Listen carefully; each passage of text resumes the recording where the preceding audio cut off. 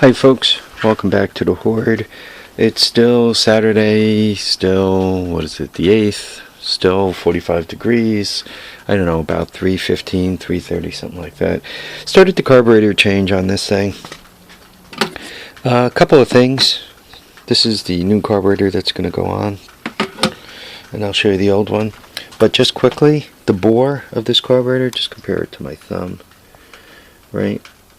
The bore on this new carburetor is bigger than the bore on the old carburetor. I could show you that. Look, Tommy Shaw, I'm doing the one-handed man. Let's see how many parts I drop on the ground. Snow. Snow is good for holding things in place. You can see by the spring. The spring is smaller. The bore is smaller. I mean, I can't even get my thumb in here. Where on the other one, my thumb goes right in. So have a good day. Have fun.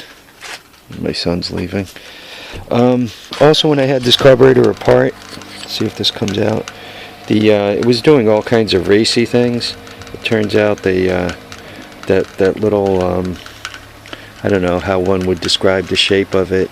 It's like a U with both ends bent back up that keeps all that stuff in place. Anyway, down in there, I don't know, can you see it? Anyway, that's missing. So that's probably why it was doing some of the racy strange stuff. That and the carburetor. Also, just quickly, see that cut right there? See this here? See this cut? No, actually you don't. See that cut off there? See this screw on the side?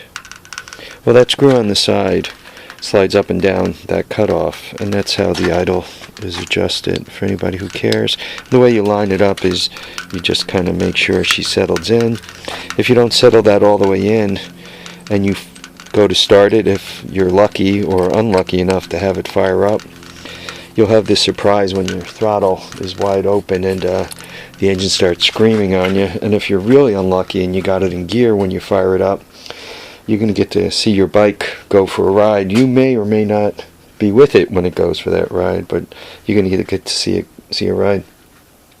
So anyway, I just figured I'd show you that the new carburetor has a bigger bore. Here's the old one. I mean, you can see the screws, the way everything's set up. I think things are even interchangeable.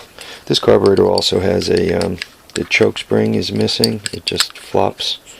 I added this part back on from another carburetor, but it's not doing anything. This is that piece I mentioned having the hole, you know, on this guy. See, it's blocked off. This guy here, you had a hose hanging off of it that was supposed to go somewhere. I like it better blocked off. Oh, as a matter of fact, you got the two carburetors side by side, so you can see them. I mean, I think it's to the point where the parts actually interchange. I mean, I haven't taken one apart and started to put things together with the other one, but I think literally the parts interchange. The only difference is, oh, there's a little gas in there, is this bore, and you can see that side by side, I think.